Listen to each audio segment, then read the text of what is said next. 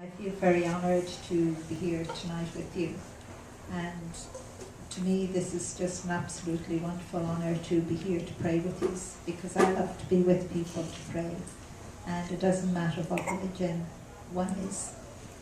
And I suppose maybe to say to you, all the angels I see in this room is unbelievable. Even from the moment I walked in the door, some of them are going up the stairs, so I don't know what's upstairs. I just have to smile. And I suppose maybe one thing for you all to know, that each and every one of you have a guardian angel that God has given you as a gift. And your guardian angel never leaves you for 1 second. And I see the light of your guardian angel right behind each and every one of you, right here. And there's so much I could tell you of what I have seen of the angels, but what I will say to you is when we were praying and we were all up that end, and even when the young lady was singing here, and just to watch the angels singing with her. You know, when people pray, abundance of angels, you know, just keep on pouring into the room. And the only way I can describe them is that they were like crystal light. And I could actually see wings on occasions, but only faintly. But they were very, very beautiful. And angels are neither male nor female. They just sometimes give us that appearance for us. You know, and no one's guardian angel has opened up except the man down the back and the elderly man sitting there. In the chair? I think he's in a chair at the side. Wally? Yes, yes. Wave your hand, Wally. Nuruddin. Is that him? Yes. He that's said him. your guardian angel has opened up.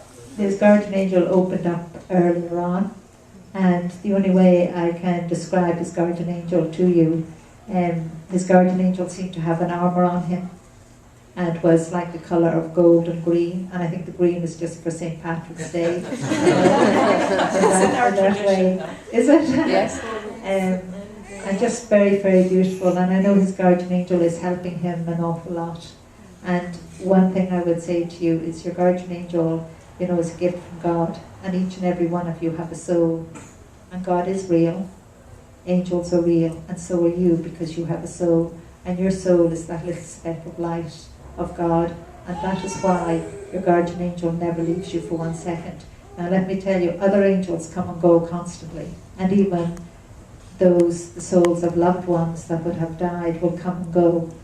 But your guardian angel never, never leaves you. And another thing all of you need to remember is, and you were talking about it as well earlier, love is a very powerful gift. It's one of the most precious gifts, and we all have it. And God's angels never ask you to do anything wrong. So when you do something wrong, you're listening to the other side. And I'm afraid to say the other side does exist.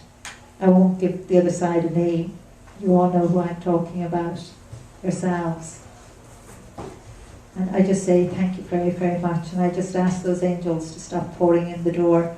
But I'm not looking up here now because they're just distracting me too much. And I have to smile, but when the baby was trying for the flowers, to get to the flowers, there was an angel actually encouraging the baby. I just had to smile, and I kept saying, you know, you shouldn't be doing that. But the angel took no notice until the child was taken away. So I have to just smile. There is just so much I could tell you, but just remember. Well, go ahead.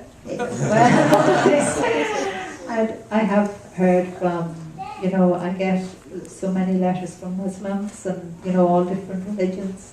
And one thing they always say to me, you know, is, how can I describe this? They say to me, you know, that you've changed my life. You've given me back my life. You've given me your faith, back my faith again. And this would be people of all religions, you know. And they would say they started to pray for the first time maybe in 20 years, or went to church, or went to wherever they would pray. And they would say they're trying to be good. And especially when you hear from young people, you know, teenagers, you know, 16, 17-year-olds, and even 8-year-olds, you know, saying that they have read the book Angels in My Hair, and it has changed their lives. To me, it's incredible. I used to say to God and the angels. Like from the time I was very tiny, they said I would write. And you know, a little child, you take no notice of what the angels are really saying in that way. But when I was grown and married and with one of my own children, the angel Michael said, "It's getting near time for you to write." And I literally stopped reading the pram and just looked at him. Did you not hear? No, I didn't understand. It was the angel Michael. Uh-huh. I stopped and I looked at him. You have to remember, I see them physically like I see you, and it's normal and natural. So I can look at you and I'm seeing the angels among you as physically as I'm seeing yourselves. So it's just normal and natural. But I said to the angel Michael, I said, "But Michael, I can't even read or write properly. How on earth does God expect me to write even one book?" And he just said, "Help would be sent." And it has been just one big miracle, but it has been a miracle for hundreds of thousands of people all around the world as well. And that's beautiful. I'm losing my voice now, so maybe I shouldn't say more. Well, no, that's so touching. It's very touching to hear this. Lorna, would you share a little about what the angels have told you about different religious faiths? Yes, it doesn't matter what religion you are. As I said before, God is real, angels are real, and you have a soul. And one of the futures that God keeps on showing me, and I know it's actually even happening now, is that all religions, including yourselves, Catholics like myself, Protestants, I don't even know the names of other groups, you're all going to come under the one umbrella. That's the way it has been explained to me. And I do look forward to that day. So don't be ashamed of your beliefs in any way. Reach out to others, even if it is with a smile. You know, I know sometimes you have a hard time because of what's going on in another part of the world. Just like in Northern Ireland, we had Protestants and Catholics, and it was very hard for Catholics and Protestants living together, but now they have peace. And that's why I asked for the prayer of peace earlier on, for the whole world and for all countries and for all religions to come under the one umbrella. Because if you saw, what I see every single day, every second, no religion would be using God as an excuse, or no country or the powers to be within the world would be using any excuse to kill each other or to allow a child to go hungry, because you just couldn't do it. Because how can I explain, even yourself there, just looking at the angels around you and just seeing you glowing. I know if you could see what I see, you would not hurt each other. You would not be selfish or mean to each other. You would make sure each and every one of you have what you need. You know, there would be no such thing as war. And I'd just wish and I'd pray to God, why can't more people see us physically as I do? And God does tell me it will happen. And I know it is part of us growing spiritually, of the body and soul becoming one. Imagine when our body no longer gets sick. Isn't that wonderful when you even think of it? But if God wanted to take me now, this very minute, I would go without any hesitation. But anytime he does, he always sends me back, and I say it's just so unfair. It's not fair, like, you know. He always says to me, you know, why are you hiding? You know, I'm still always hiding on it, but I'm finding it harder and harder now to hide. You know, in God's library one time I hid behind this massive book, and I should have known. And one thing you have to remember, God sees you no matter where you are. You can't actually hide, because I have tried loads of times, and he sees me. So you must remember that. You can't hide from God. He sees literally everything you do. You know, even if you're going into the bathroom, or the same with the angels, they see everything you do. But they love you so much. And all God's angels ask of you is to try and be good. Do the best you can.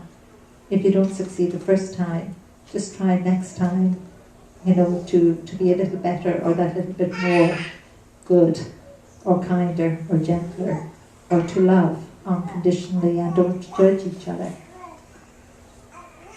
Okay? Lorna, could you please share with us the story that you had shared last time when you were in New York in December, about how you were walking down the street and you saw this man playing with these beads? Oh, yes. How can I start the story? I'm back out in New York on the streets, and I was just walking up along the road with Jean at the time, and I just saw loads of angels. They just appeared more than what I normally would see. And suddenly they lit up all these shoes, and I didn't know what all these old shoes were doing. You know, they were all piled up along the road. And then I see this man. He was, I'm not quite sure, but he was kind of elderly. You know, it's hard to say his age, and he was all in white clothes, light coloured clothes, and he had beads in his hand, and he was praying. And I literally wanted to join him. And then as I moved along, I saw men on, you know, white pieces of cloth on the ground or mats, and they kneeling and praying. And I think Jean whispered in my ear, "The Muslims at prayer." And when I looked to, I think it was my right, the angel said, "Look." And I looked into this room, and it was packed, jammed with men praying, but it was so packed with angels. And I could see the light of their guardian angels as well. And I just literally wanted to join them in prayer. I would join anybody in prayer, but seemingly you're not allowed. You know, I would have loved to have knelt down there and shared a mass with them and prayed. And we should all be able to pray together regardless of our religion, whether you're Protestant or Catholic or Muslim or Jew. We should all be able to do it, because prayer is so, so powerful. I've had such other experiences as well, where God took my soul. I was in a library, but to me it was a holy place. And I think they call it the pilgrimage of Mecca. And God took my soul and brought me there. And it was only a huge screen. And I can tell you, my soul jumped for joy. I was among, and I don't understand why thousands of Christians and, you know, Jews and all religions can't go and do that pilgrimage of Mecca and pray together. We should be able to do that, because I would feel so joyous. I don't even know if I'm pronouncing that word properly. You know, we should all be able to pray together regardless of our religion. And you all have to work towards that. You all have to play your part, because God can't do it on his own, because you have that free will. I always give out to him about it. You know, the angels help us in every way they possibly can, guiding us. But half of the time we don't listen, because we listen to the other side so easily. Because I have met, especially men, you know, from the countries where the war is now, you know, like Libya and all of those countries. And they would say to me, "Lorna, how can you kill revenge?" Because they were hurt, or their family were killed, or something terrible happened, and they struck out and done the same.